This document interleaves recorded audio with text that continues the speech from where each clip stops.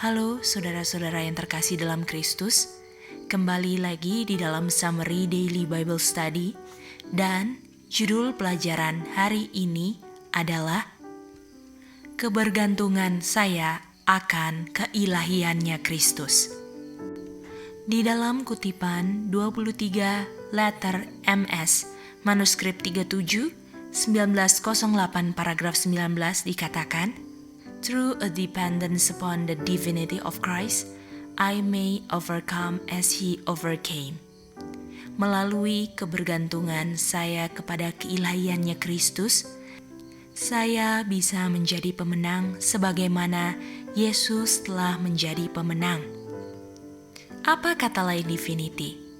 Kata lain divinity adalah divine nature atau divine being atau makhluk ilahi. Jadi, Kristus ini yang divine adalah anak Bapa. Anak Bapa yang divine karena anak memiliki nature Bapanya. Dan nature Bapa adalah divine atau ilahi. Artinya, Tuhan Yesus semuanya mirip dengan Bapa karena Yesus adalah anak Bapa. Atau Tuhan Yesus adalah the only begotten Son. Berbeda dengan anak-anak Bapa yang lainnya, ada yang melalui ciptaan atau creation, yaitu malaikat, dan ada yang melalui adoption, yaitu manusia yang berdosa yang sudah diampuni.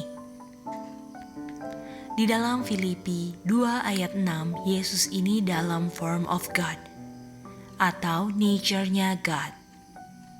God sendiri adalah title Bapa, tetapi anaknya God juga. Kenapa disebut God? Karena setiap substance dari anak adalah God.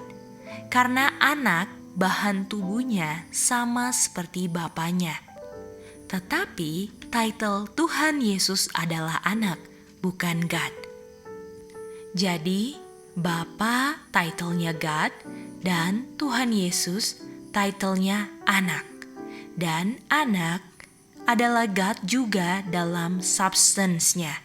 Karena bahan tubuh anak sama seperti bapanya.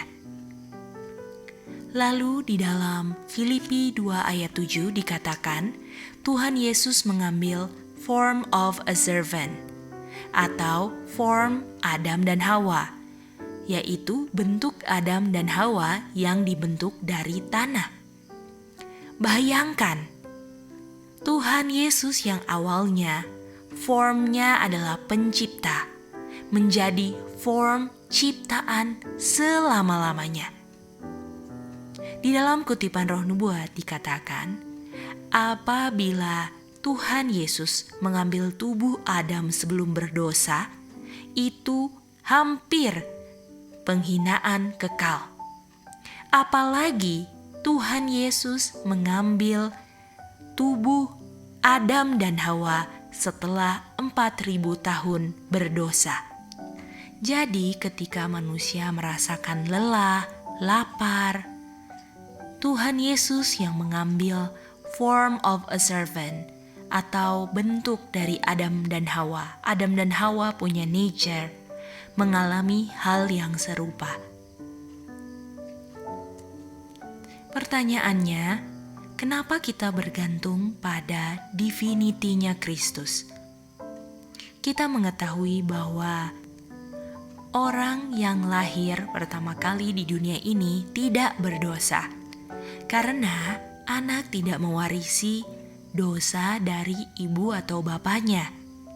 Jadi, waktu Yesus lahir tidak pernah berdosa.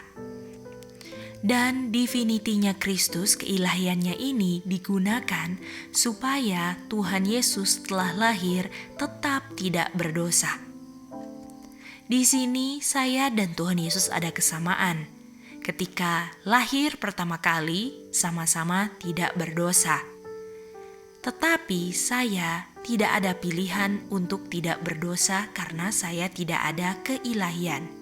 Sedangkan Tuhan Yesus ada pilihan untuk tidak berdosa karena ada saluran divine nature yang menyalurkan power of God untuk tidak berdosa. Jadi, benefit dari divine nature ini adalah untuk menyelamatkan saya.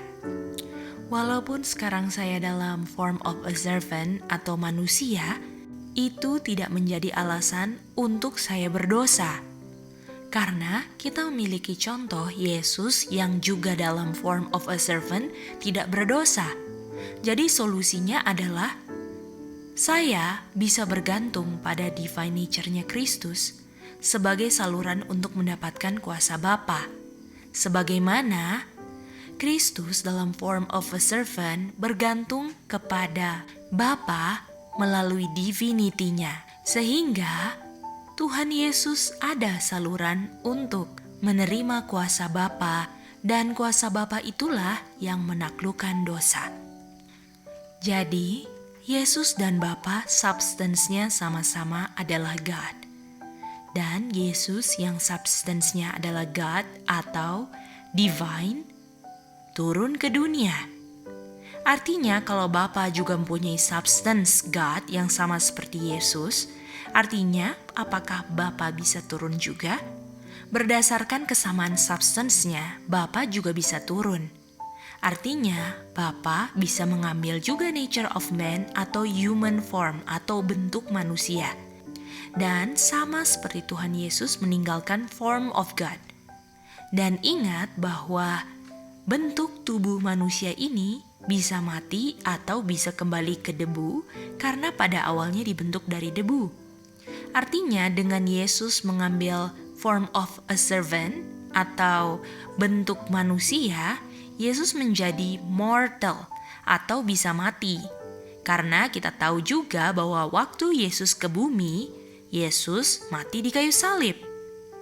Sebelum Tuhan Yesus memiliki form of a servant, Tuhan Yesus adalah form of God atau memiliki substance yang sama seperti Bapanya.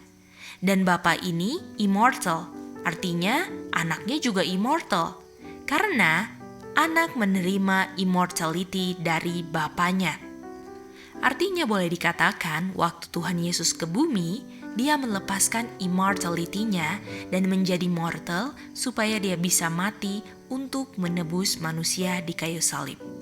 Jadi, kalau Bapa menjadi manusia, artinya Bapa menjadi mortal.